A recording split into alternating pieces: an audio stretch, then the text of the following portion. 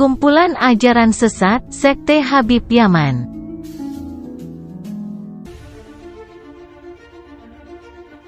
Heboh, jemaah cium kaki Habib Bahar.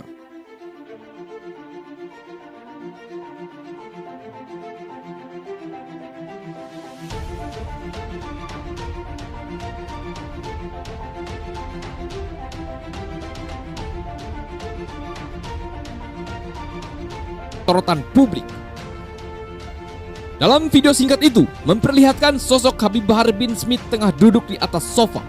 Lalu jemaah atau santri laki-laki sedang mengantri untuk bergantian menyalami Habib Bahar.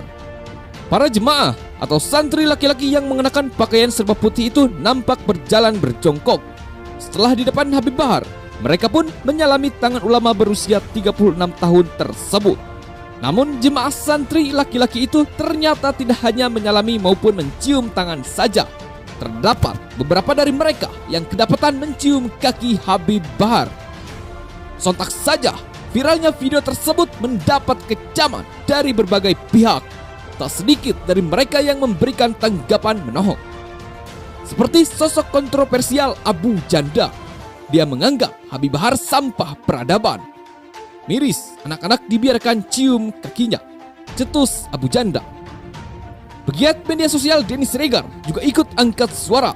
Dia tampak menyesalkan bentuk penghormatan yang berlebihan. Apalagi Habib Bahar terlihat menikmatinya. Denny Siregar mengatakan pantas bangsa ini pernah dijajah ratusan tahun. Tulisnya di unggahan akun Instagram @DennySiregar. Sementara itu, pegiat media sosial lainnya Eko Kuntadi heran ada orang yang masih memuja Habib Bahar. Padahal Habib Bahar sudah beberapa kali melakukan kekerasan. Eko Kuntadi menyatakan ini dengkul yang sudah membuat pecah seorang bibir anak kecil dan darah berceceran di tanah. Ini tangan yang sudah menganiaya supir online. Tweetnya di akun Twitter @ekokuntadi.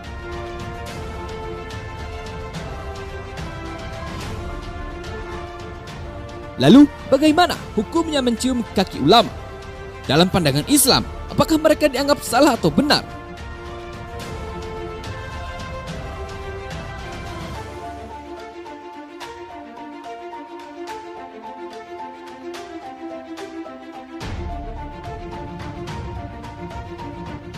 Anjuran untuk menghormati guru ini sudah lama diajarkan oleh para ulama terdahulu. Mereka tidak segan berebut untuk mencium tangan guru, ustadz, ataupun kiai yang sudah mengajarkan ilmu kepada mereka. Bahkan Imam Muslim, seorang ahli hadis yang paling terkenal di dunia Islam, pada saat bertemu gurunya Imam Bukhari tidak segan untuk mencium kening dan kakinya. Ini tentu bukan suatu penyelewengan dan penyimpangan. Andaikan tidak benar dan dilarang di dalam Islam, tentu Imam Muslim sebagai ahli hadis tidak akan melakukannya dan Imam Al-Bukhari pasti sudah melarangnya. Syekh Nuruddin mengutip sebuah riwayat tentang adab Imam Muslim saat bertemu gurunya. Riwayat ini berasal dari Ahmad ibnu Hamdun Al-Qasar bahwa Imam Muslim pernah mendatangi Imam Bukhari untuk bertanya tentang hadis mu'alal. Ketika bertemu, beliau langsung mencium kening gurunya dan berkata, "Biarkan aku mencium dua kakimu wahai Maha Guru, pemuka ahli hadis dan pakar dalam kajian ilal hadis." Imam Muslim yang sudah sangat tersohor pada masanya tidak enggan untuk menghormati dan bersikap rendah diri di hadapan gurunya. Ia tidak sekedar mencium tangan, tetapi juga mencium kaki gurunya. Dengan demikian, tradisi ngalap berkah bukanlah sesuatu yang baru dan berasal dari pengaruh tradisi lokal, sebagaimana dituduhkan sebagian orang. Ini merupakan tradisi yang diwariskan oleh ulama turun-temurun. Yang melakukannya tidak hanya ulama di Nusantara, tetapi juga dilakukan oleh ulama Timur Tengah, meskipun dengan cara yang berbeda-beda. 1. Merampok lebih baik daripada mengemis. Yang kelima, katakan kebenaran walaupun pahit ke dalam dan pahit keluar. Dan keenam, jangan pernah bangga dengan pujian dan jangan pernah sedih dengan cacian. Dan yang terakhir, jangan pernah mengemis. Jadi secara langsung Rasulullah meridhoi kerjaan merampoknya walaupun itu tidak dihalalkan, namun lebih afdol merampok dibanding mengemis. Lebih afdol merampok dibanding mengemis. 2. Menghina sesembahan agama lain adalah bentuk ketaatan. Kok Tuhan-Tuhan yang disembah oleh orang-orang kafir nggak boleh dihina? Kan mereka udah hina semua. Kan menghina sesembahan-sesembahan itu kan sebetulnya taat. Arti salah satu bagian ketaatan kepada Allah adalah menghina Tuhan-Tuhan palsu. Salah satu bagian ketaatan kepada Allah adalah menghina Tuhan-Tuhan palsu. 3. Berbuat maksiat dan tidak perlu ibadah, yang penting cinta Habib, pasti masuk surga. Datang Habib Salim Jintan, ngelihat untuk jenazah tuh, pengen dibungkus, pengen ditutup kain kafannya. Beliau ambil kertas kecil, kertas kotak kecil, beliau tulis, ada yang ditulis sama beliau, ditaruh di bawah kepalanya si jenazah. Deh, tutup. Sebelum ditutup, habis beliau tulis, ditaruh ke kertas, beliau bilang, "Man, gue tahu lo ibadahnya berantakan, tapi lo cinta sama dzurriyyat Nabi Muhammad, ikhlas dari dalam hati. Nanti kalau malaikat munkar nakir datang nanya pertanyaan kubur, jangan lo jawab, Mak. Kalau malaikat munkar nakir datang nanya pertanyaan kubur, jangan lo jawab, Man. Lo kasih surat dari gue, lo masuk surga tanpa hisab."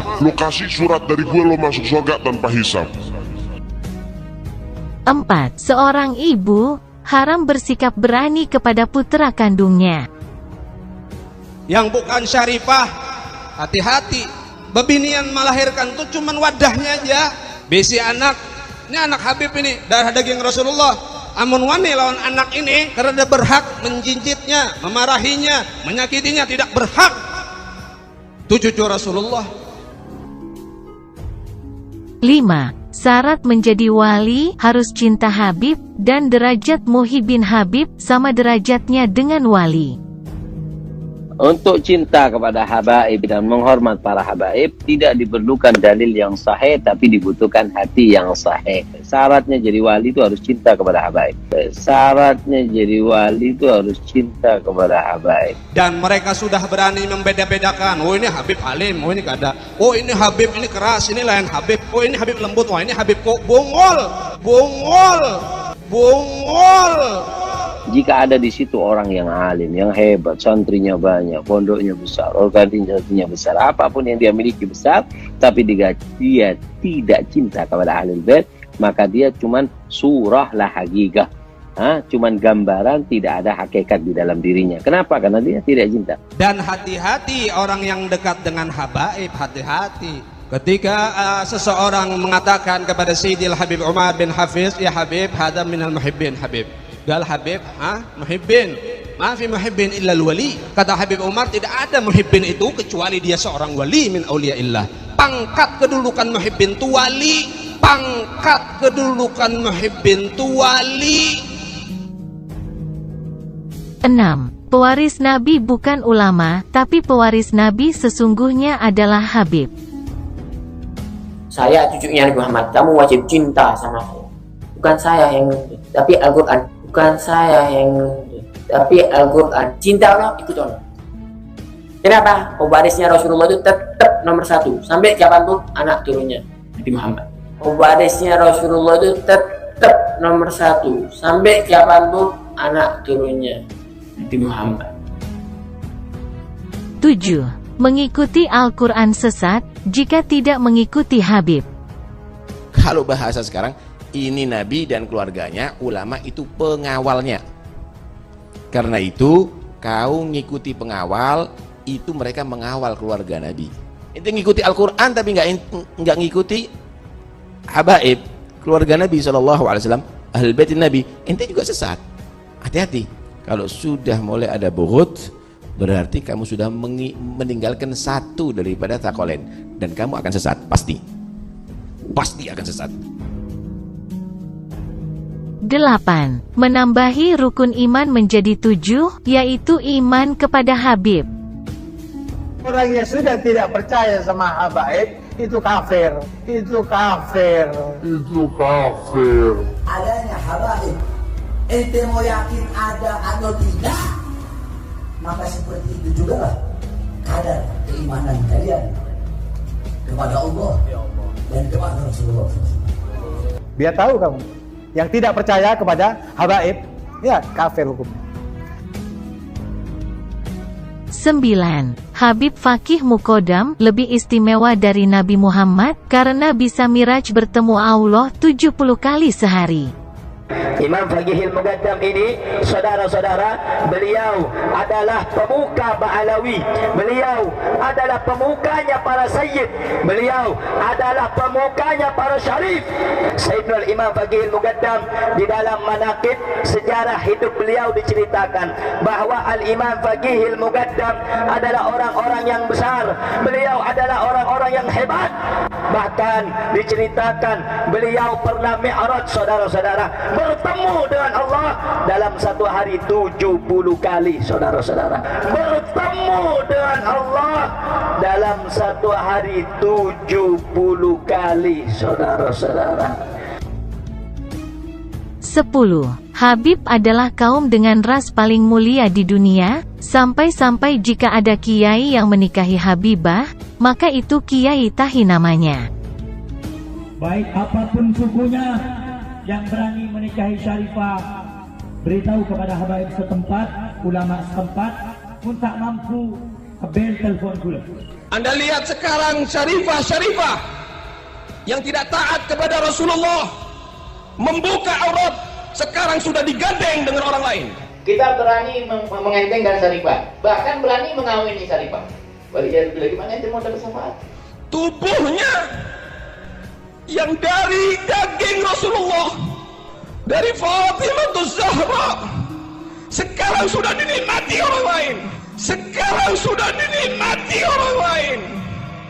Mun manabi kiai sebenarnya Nabi di Syarifah, saya bunyi kiai Asmanah, tetapi Asmanah seorang yang bukan habaib, bukan daripada Bani Alawi, menikahi Syarifah sampai hari kiamat, ibadahnya ditolak sama Allah Subhanahu wa taala, terkecuali bisa mengembalikan keperawanan Syarifah tersebut. Bisa mengembalikan keperawanan Syarifah tersebut. Bisa mengembalikan keperawanan Syarifah tersebut. Demikian itu Habib wajib kalian cintai, apalagi beliau waliullah, apalagi beliau waliullah.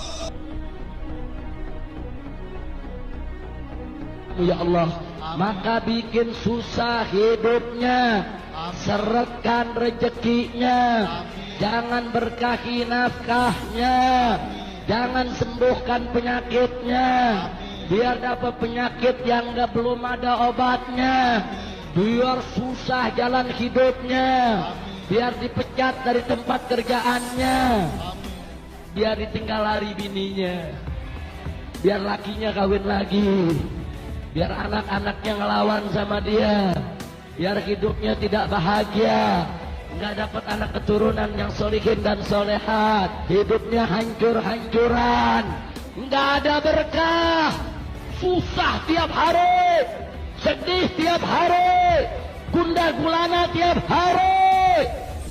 Orang soleh, pejuang yang luar biasa, tinggal modal cinta kok angel man. Tambah modal melu komentar aneh-aneh, hati-hati double nerokon, hati-hati double nerokon. Habis ini mati. Jenengan kalau mati dikubur cari syafaat siapa? Salatmu, salat ranggenah gaya. Salatmu, salat ranggenah gaya. Apa zikirmu? Zikir ngelamun gaya. Sodakohmu, sodakoh gak ikhlas ria gaya. Ayo apa meneh?